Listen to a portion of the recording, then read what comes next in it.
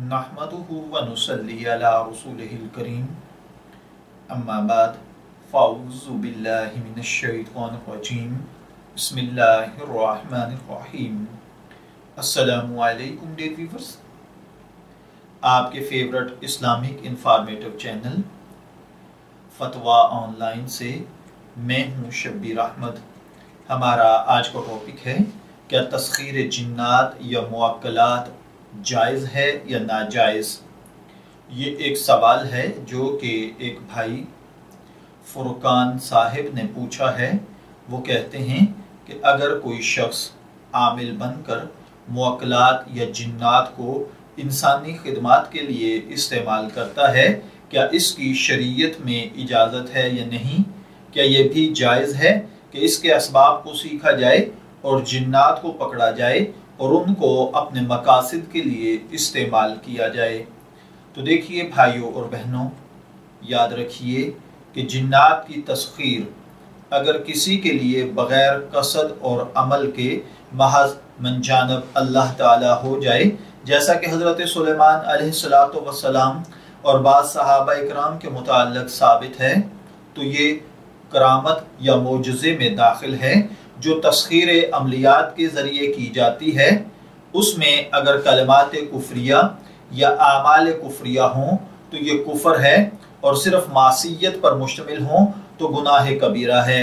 और जिन अमलियात में ऐसे अल्फाज इस्तेमाल किए जाएं जिनके मानी मालूम नहीं होते, इनको भी फुक़हा इकराम ने इस बना पर नाजायज़ कहा है कि हो सकता है उन कलमात में कुफ्र और शिर्क या मासियत पर मुश्तमिल कलमात पाए जाते हों। काजी बदरुद्दीन ने अपनी किताब में नामालूम मानी वाले कलमात के इस्तेमाल को इस्तेमाल करना भी नाजायज़ लिखा है।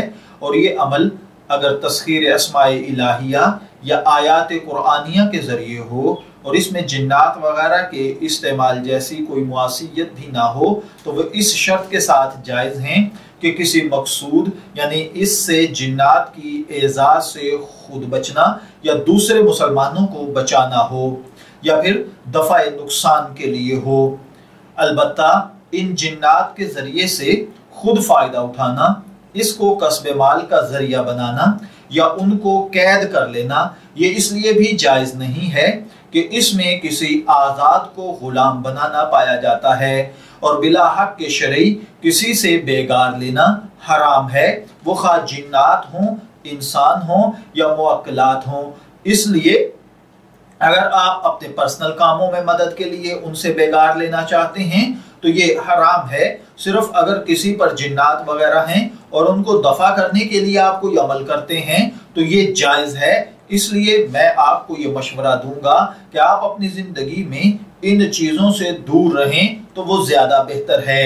मैं दुआगो हूँ कि अल्लाह ताला हमें इन बातों को समझकर इनके मुताबिक अमल करने की तौफीक अता फरमाए। शब्बीर अहमद को इजाज़त दीजिए, फिर हाजिर होंगे किसी नए टॉपिक के साथ। तब तक के लिए अल्लाह हाफिज़।